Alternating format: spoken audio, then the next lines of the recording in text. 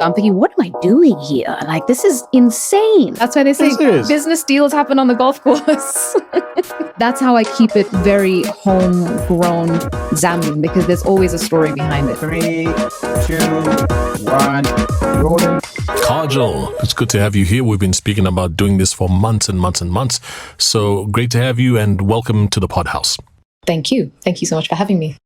It is an absolute pleasure. Now, you are many things to many people, or different things to different people. So I kind of put a list together of the things that come to mind when I think of you, and it turns out to be a long list. So you're an activist, you're a fashionista, amazing content creator, fitness junkie, a model, and that list could be just the tip of the iceberg. But I want to start with this. You were featured in an epic production in the Maldives. You didn't think we noticed? For Qatar Airways. So let's start with two questions around that. Firstly, how was the experience? And secondly, anything you learned? What did I learn? Well, first things first, it was absolutely mind-blowing. Like, to be on this set with this blue ocean behind me, to be paid to do this role was just mind-blowing. I'm like, what am I even doing here? It was just, I was so scared, to be honest, to be completely honest. I mean, small town girl from Zambia being on this huge stage. And I mean, I've modeled here in Zambia, I've modeled in the UK, but never at this scale. And, you know, to be on a world stage, there was a lot of imposter syndrome. I will say, am I good enough for this? Can I do this? But I got some really good feedback and from my agency, and they all said I was really professional, and that was reassurance to me that I've done a good job. I think it helped coming from Zambia, because being here in Zambia, I've been exposed to so many different people from so many different backgrounds, and being on that set, people from America, Middle East, UK, they were all there, and to be able to conversate with everyone made the work a lot easier. I mean, I met models who'd done work with Hugo Boss. They'd done all these big campaigns, and there's just little old me. And they thought I'd been, you know, modeling for a long time. And I said, no, it's just been 3 years since I've been, you know, with my agency. So it was definitely one for the books. And what have I learned from it? Definitely to be humble. Okay. To stay professional always. Yeah. And more than anything, to just be yourself. So, it was a great experience. I mean, it wasn't even like a holiday, like a family holiday. It wasn't like a honeymoon of any sort. It was, I was on a set in the Maldives. I mean, it was crazy. So, I'm definitely happy it happened. And it was a good time, really good time. It looked that way, and the final product was really well done. So salute to you and the team. How long were you in the Maldives for with the shoot, just out of curiosity? Just 2.5 days. So not that long. I know, crazy. Yeah. My agency had called me on the Monday, and they asked me, are you free to travel on the Friday? Which obviously I said yes to. And we flew on Friday, got in late Friday night or so. Luckily, the other couple were filming on the Saturday. So mine was on the Sunday, so I managed to rest. And also with my diabetes, I had to take some time to sleep. Everyone else was going to the beach and biking. I took some time to rest, and then we filmed mine and my partner on the Sunday. And then we had a few more shots. And then after that, they were packing us off, and by Monday I was back in London. So a weekend in the Maldives. That sounds like a total vibe. So Kaajal, you were born in the UK, but I'm sure if we sliced you up, your blood would be like red, black, green, the Zambian flag colors, because you're so patriotic. When did you come to Zambia? So I came to Zambia when I was 3. I love Zambia. I mean, it grew me up. My whole life, I've spent it here. I went to Little Big Horn nursery, and then I went to Inkwazi school. And then when I was about 7, I went to ISL, stayed there till I was 18, and then went to the UK for university. But then I came back after 4 to 5 years of work experience. I mean, I wanted to start my brand, and I just wanted to come back home. I mean, who wouldn't? I love Zambia because it when I say it grew me up, it it's such an organic lifestyle, and it's kept my diabetes under control. I mean, I was diagnosed in South Africa, and coming back home, and I've always eaten fresh fruit. We didn't have debonaires and all of that, in the 90s. So for me, my sugar levels were under control by living here, being sunshine, organic lifestyle. So Zambia's in my blood. I pay homage to it because I wouldn't be the happy, healthy person I am if it wasn't for Zambia. Yeah, said like a true patriot. Your parents weren't born here, though. No. My parents were born, my dad was born in Mozambique, and my mum was born in Kampala, Uganda. So my grandfather came from India. There were ships going to Kenya and ships going to Mozambique. I believe at that time they were trying to build the railroad. And so people were getting on ships to seek greener pastures. And so my granddad came on that, and he already had his wife and 3 kids who were born in India at the time. My dad was the first in his family to have been born in Africa, and he was born in Mozambique. And he grew up in Mozambique, went to school in the UK, and built the business in Zambia. My mom, born in Uganda, got married to my dad in her teens, and then came to Zambia just right after the Idi Amin times. That's fascinating. Okay, now before we talk about your own endeavors with fashion, I want us to talk about the legacy of your family. So City Clothing has been around for many, many decades, clothing generations of school children, and that's where the famous Kenneth Kaunda safari suit hails from. But what are your memories of the factory growing up? So City Clothing was started by my dad and his brother in 1962. So way before independence, but I can take it back a generation before. So when my granddad came to Mozambique, he was a tailor, and he was making chef's uniforms for the chefs on the Rhodesia Railroad. And in payment, like in barter, he would be paid with food. And that food, he would be the man to go and get, meat, potatoes, vegetables, etc. So he was doing his business of tailoring clothing, and he was also doing this. And then as time went by, everyone on the trains said it would be safer to go inland because obviously you're on the coast, and, is it safe, natural disaster, all of that. So they went, and that's when the Rhodesia Railroad is going from Beira, Salisbury, which is now Harare, up to TZ. And so they actually started the business. City Clothing was actually first started in Livingston. It used to be called Imperial Tailoring, which then changed to Zambezi Tailoring, which is still there now. It's now a Zam Sugar Depot, strangely enough. So my uncle's still there doing his own thing, and we first set up there. And then my dad went to university in the UK. He went and did tailoring, so he knows British tailoring. And then when he came back, him and his brother, I guess, fathers and sons, they want to go head to head with each other. So he said, I'm going to go to Lusaka because this is the place that's going to be the new capital of Zambia. So they found the location that City Clothing is now and set up with his brother there, and started doing school uniforms for most of the government schools, local schools. And then because it's a family business, there was obviously kids who were born after my dad, and then they grew up and they became accountants and all sorts. But in the 70s and 80s, there was this kind of uncertainty around the safety around Zambia. So a lot of them went to the UK to further study. They got married, etc. So it was just my dad and his brother here. And then the other brother decided to leave. So my dad stayed, and he's built and worked on the business since then. And that same location that you see City Clothing at on Freedom Way is where we started. So it's been there since 1962, and bits have just been added on, like the area which I do the embroidery in, like that used to be an accountant's office. But I also found recently paperwork, which my dad had showed me. That part, the whole of City Clothing actually used to be separate sections. So one was a scale business, one was a bar.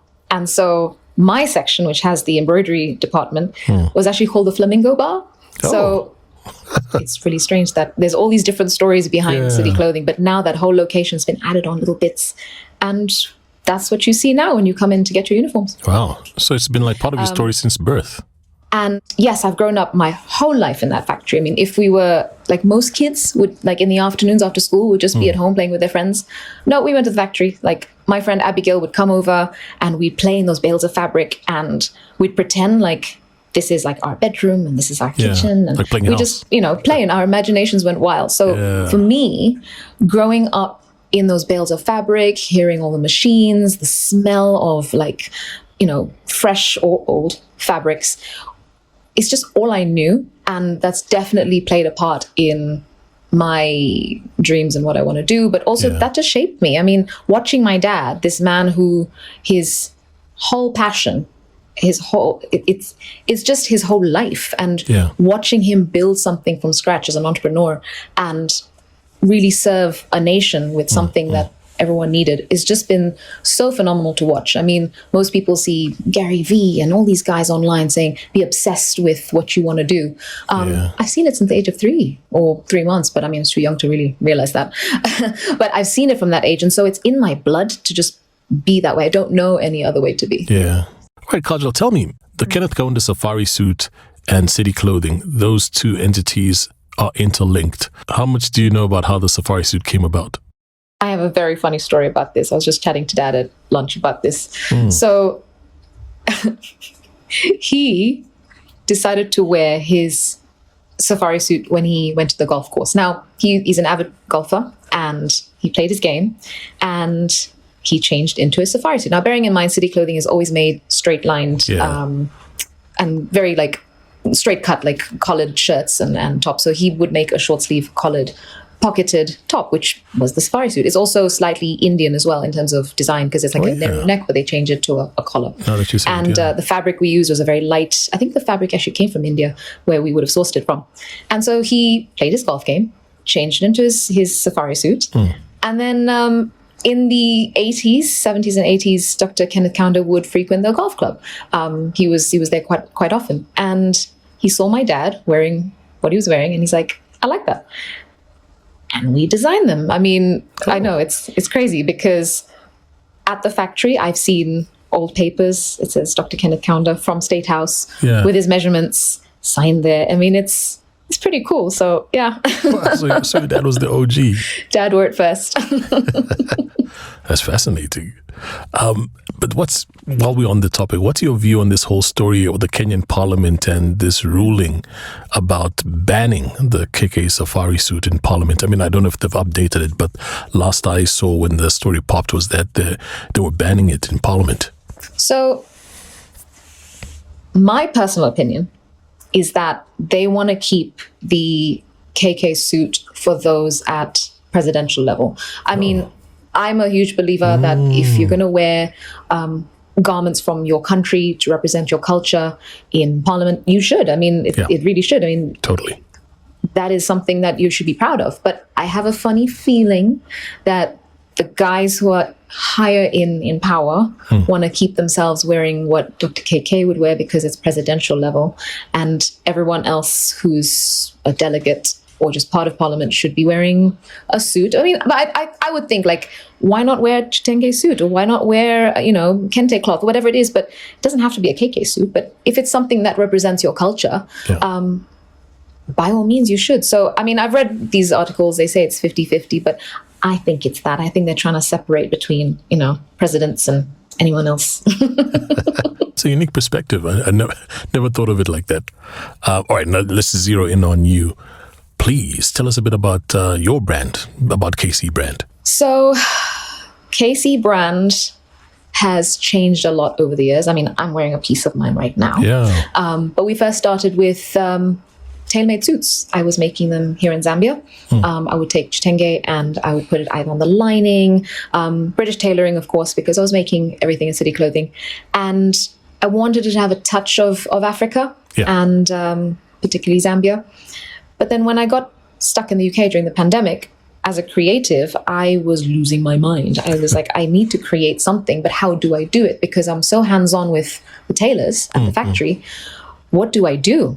And so I decided to teach myself graphic design.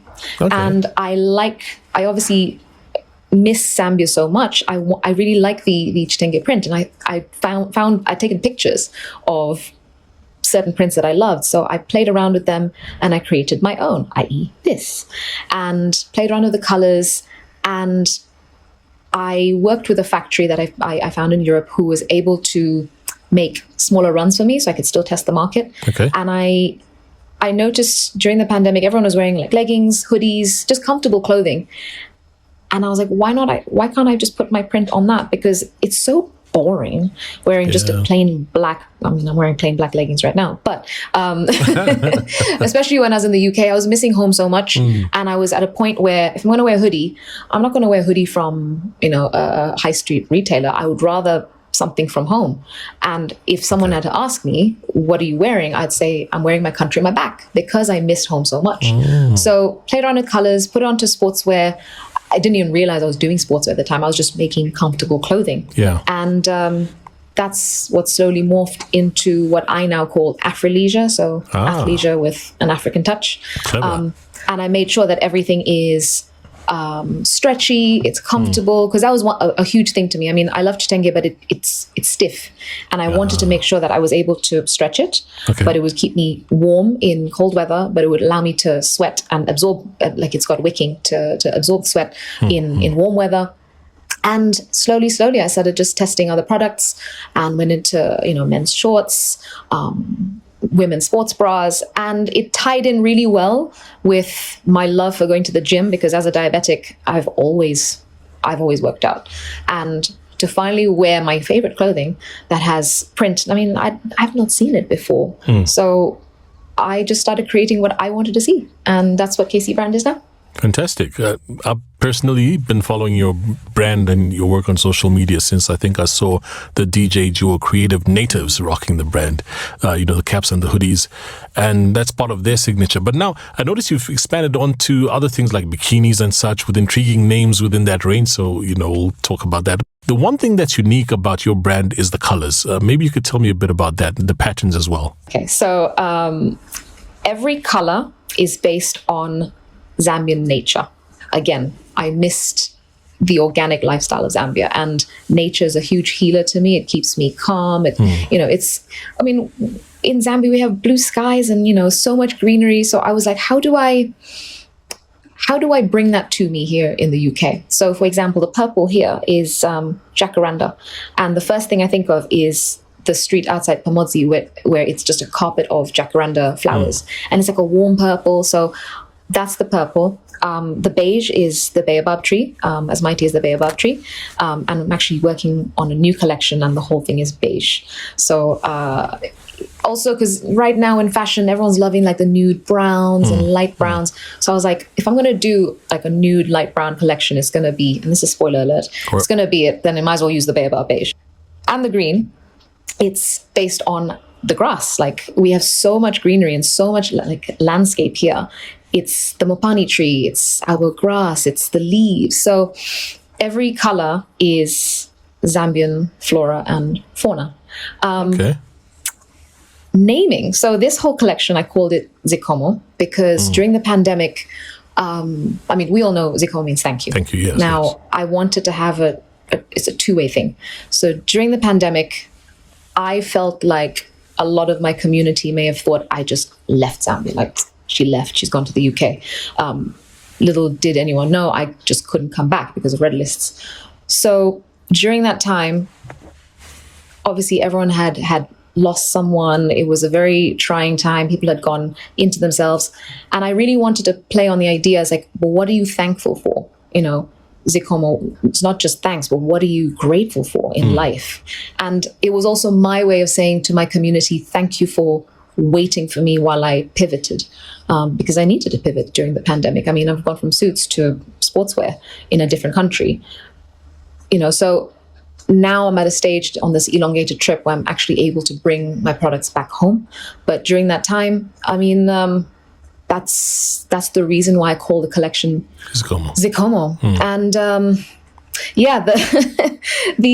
bikinis came out of nowhere, another product that I just randomly tested and put on my socials, and everyone's like, oh, we love them. So I was like, okay. So last summer launched the bikinis. Now, the first one I named it Basop. Now, in South Africa, they call it Basop, but over here we say Basop. Watch out.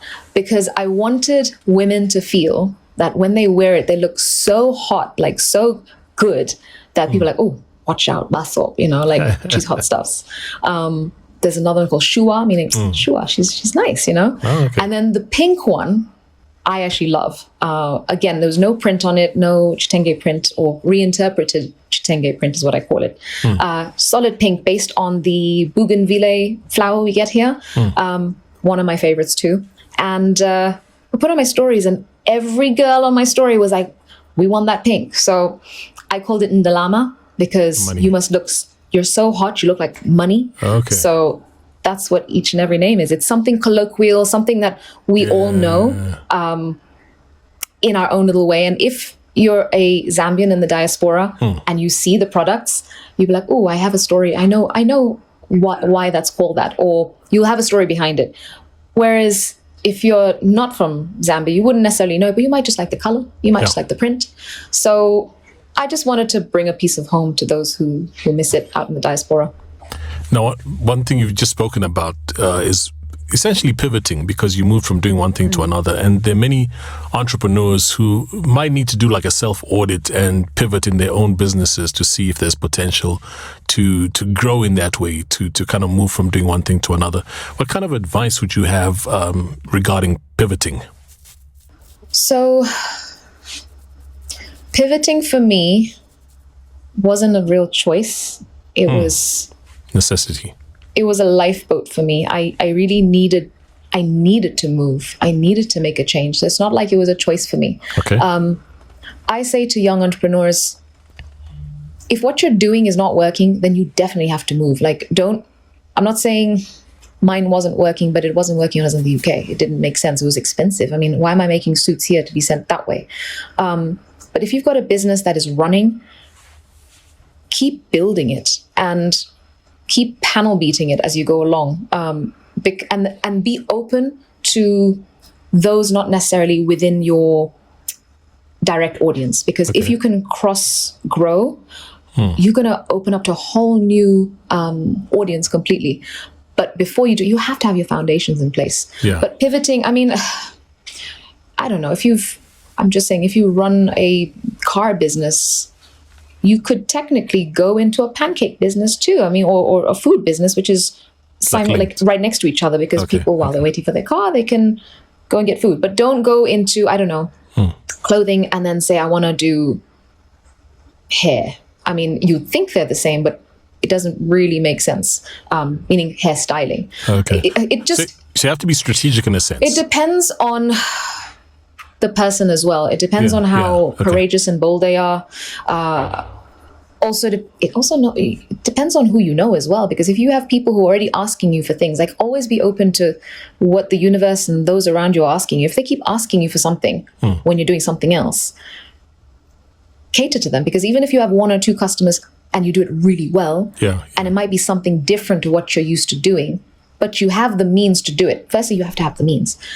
Then do it, and then that can build, because it might actually even do better than your current business, or it might work side by side with your business. But to always be open to listen to the markets, because at the end of the day, you don't want to just keep making what you want to make. At the end of the day, you're serving your audiences, you're serving your communities. What are you serving them with? You need to give them something that they want. True. Because at the end of the day, business is an exchange, and the exchange has to be something that matches you, because that's your secret sauce.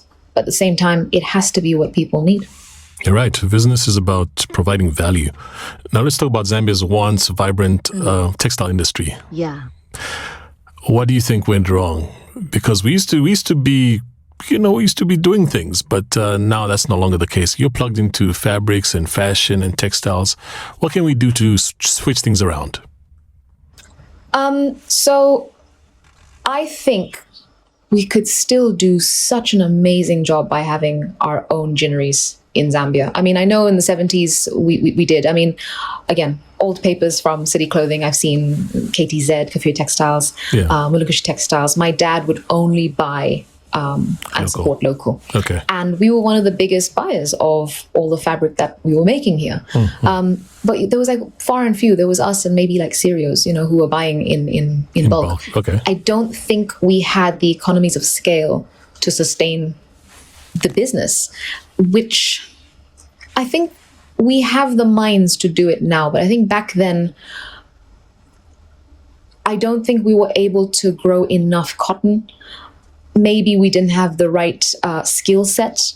I mean, think about it. Back then, flourishing business, obviously you're going to have your first set of money injected into it, but to sustain it, I don't think was possible. I mean, if you're going to buy 1 meter of cotton from Zambia versus 1 meter of cotton from India or China, landed is going to still be cheaper because there they have arable land. They've got a whole bunch of skilled workers. They have access to machinery and those who can actually fix the machinery. And also, they have huge populations, so they have economies of scale. So I think in the 60s and 70s, we may not necessarily have had that over here. But I believe right now, is it Mulungushi Textiles? Mulungushi Textiles is either run by the Chinese or they have more than, I think, 50% share, which is great if it's to resuscitate the economy. But I really don't like having outsiders running our own, country in that sense. What I think would be really great, I mean, we have arable land. And we have a whole generation of Zambians who are able to run things. If they can come in and just educate and train us. Like upskill. I mean, how many factories have they got here? I mean, like, they can show us how these machines are made. We can manufacture the machines here. We have the arable land. We have the weather here. And we have, great minds. We can so build this over here. But I mean, if right now this is the way it's going, where they're just starting us off to resuscitate the economy for, manufacturing fabric here, it would make so much more sense. But if that's how it is, that's how it is. But I think that's what happened in the 60s, 70s. I believe we just didn't have enough economies of scale to sustain it. Yeah, my fingers crossed things work out. All right, let's move on to your diabetes now. You were diagnosed at an early age with, I believe it's type 1 diabetes? It is type 1. That's correct. Evidently, I'm very unschooled in this. This is your opportunity to school me. First question is, I've seen your videos on like Instagram and TikTok, and once in a while you show us that jab, and I think to myself, ouch. So question 1 is it painful? Because you don't seem to flinch at all. And question 2, do you have to have that jab every day? I have to do it every time I eat. So usually 4 times a day. But I mean, if I want to have a snack, I will have it, whenever I eat. It's not painful. I mean, the needle's like teeny tiny. It's like 4 millimeters, I believe. As long as you change your needle often, then it doesn't hurt. I mean, there's times when I'm just not supposed to not change our needle, but sometimes I do. And then then it hurts, and then it goes into the skin and sometimes into the muscle, and then it bruises me. But apart from that, no, it's okay. I mean, back in the day when diabetes was a thing, they would have like the big syringes, and thank goodness I don't have to do any of that. Teeny tiny needles, and it doesn't hurt at all. I mean, to be honest, I have to get on with it. I don't have a choice. But I mean, it doesn't hurt, not at all. Well, that's good to know. You seem to be taking it in your stride, as I said. But educate me about the condition you're living with, like somebody who's never heard of it, perhaps. Okay, so I do this all the time. Teach us. Okay, so type 1, which is what I have. So diabetes does come in different types, and I'm only going to focus on the main 2. There's other ones that have come up, but they're more like gray areas. So there's the main type 1 and type 2. Okay. I have type 1. There is no reason why it happens. My spiritual self says God chooses us. There's no, in my family, no one has type 1 diabetes. No one under the age of 10. I mean, I was diagnosed at 5. No female. So it's just an anomaly. And they say it could be like a viral infection, or you may have had some sort of traumatic experience, but I don't know what happened to me at 5. I mean, like, I was 5, so my parents looked after me. I mean, my mom wanted to be a nurse, and she didn't get to be a nurse because she got married to my dad and had kids and, married life. And suddenly she had to be on the call to South Africa, giving me injections, making sure I'm eating right, etc. And I was like, Mom, you got to be careful what you ask for, because, you became my nurse. So she looked after me, and Dad was, at that time, said, we need to go and get this girl checked, because they did try and diagnose me in the UK, but because I was in this honeymoon phase, and this is what happens with type 1 diabetes, is that the pancreas is still sending some sort of insulin out, and it's kind of like sputtering. But according to my bloods, I was okay. But then by the time, probably about 2 months later, there was definitely no insulin coming out of my pancreas, full stop. And then they took me to South, and that's when they first diagnosed me. Okay. Put me on insulin. My mom noticed a huge difference in me. She's like, okay, my daughter's the same. I mean, the first thing they noticed about me was I was losing a lot of weight.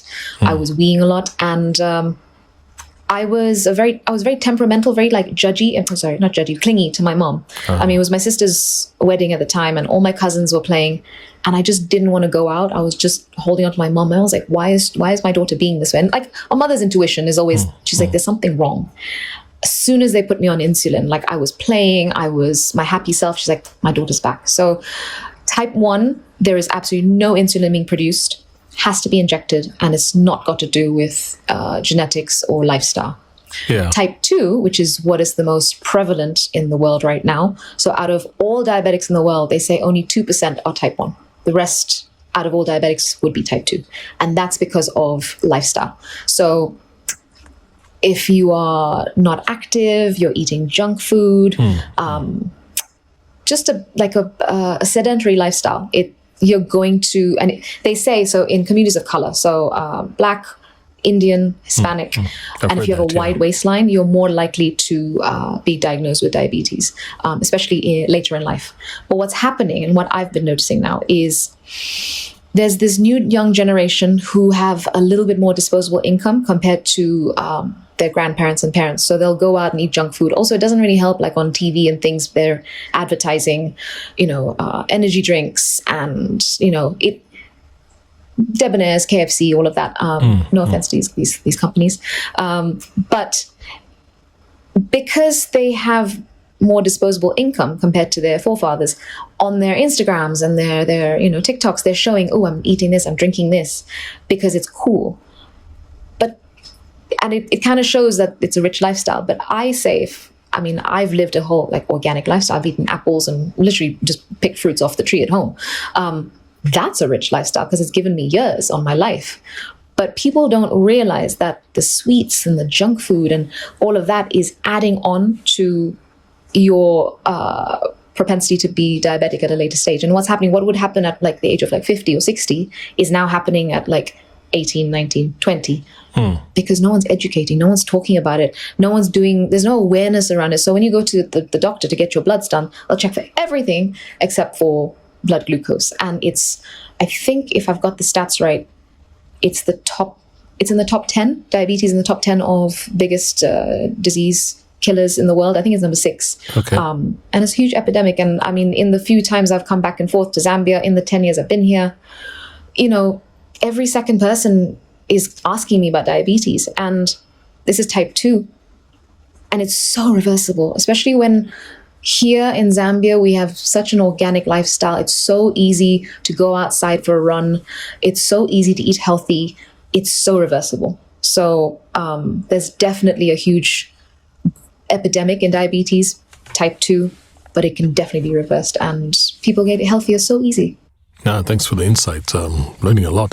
But what I've noticed is you specifically, you've made your life kind of like a resource of sorts for people who are keen to know about type 1 diabetes.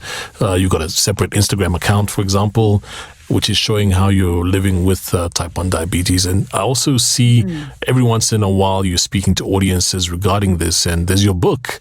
How have you fine-tuned your purpose as an activist? Because I suppose you are an activist in this regard. Yes. So I've been talking about diabetes for so many years. When was it? In 2019, I was invited by Dr. Lumbwe to this big conference in Livingston called EXACOP. And it was all medical professionals, and they had never had a diabetic who was speaking from an empowered point of view to explain what it's like for patients. Oh, okay. And it was great because they know what they deliver to patients, but I could say to them, listen, you give us XYZ, but this is actually what we need. We need A, B, C, D. And strangely enough, a lot of doctors locally send their patients to me for the aftercare. It's like because let's face it, most doctors are not diabetic. Yeah. So as much as they are telling everyone how to take their medicine, they almost scare them off. They're like, well, if you don't take your medicine and if you eat some cake, your sugars will go high and you'll have a leg cut off. I mean, I understand why they're saying that, but it's scary, and we're all human, and we need someone who has gone through it so that they can relate to it. So that's what I do. I mean, I went to my school. I've talked about diabetes. I have released a book, so there it is. This little cutie here, and very cute. It's just a basic little book with basic information.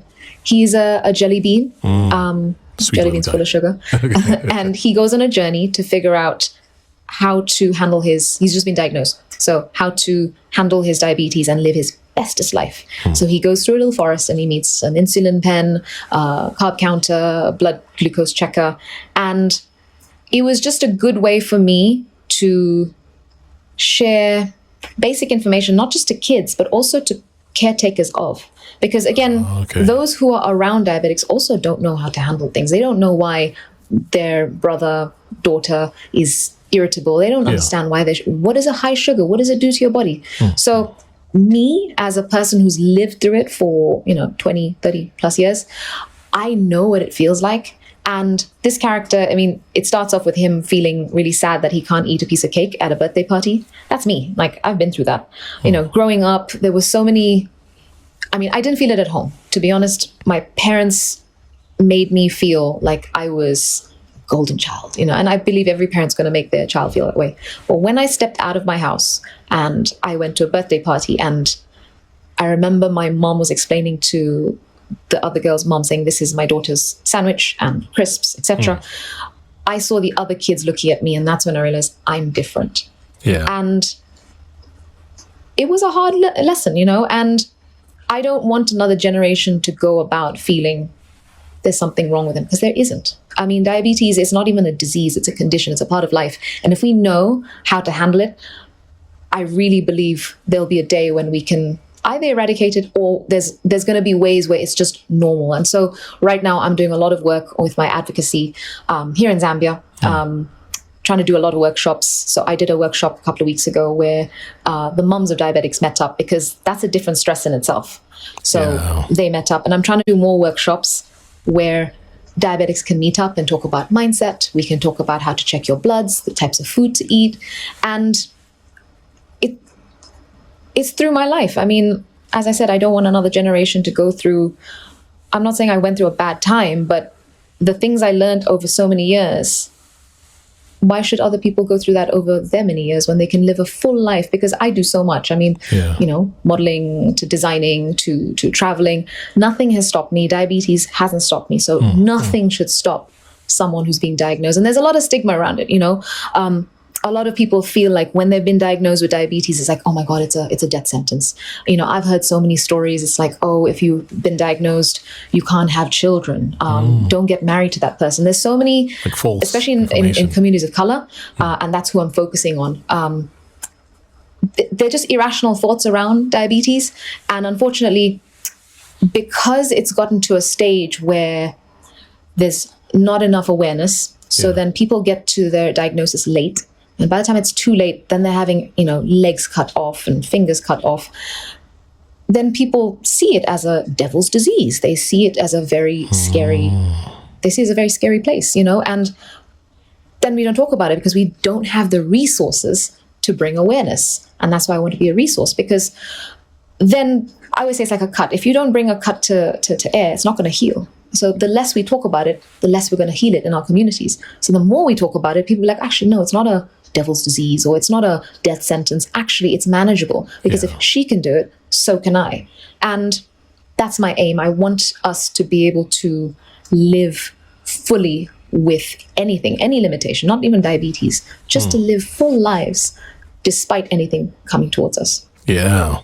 Well, Kaajal, thank you so much once again for coming through to the PodHous. I mean, I've learned so much, and we'll put all your social handles on the screen so people can follow you and be inspired, because you are an inspiration, and we salute you. Thank you so much. Thank you.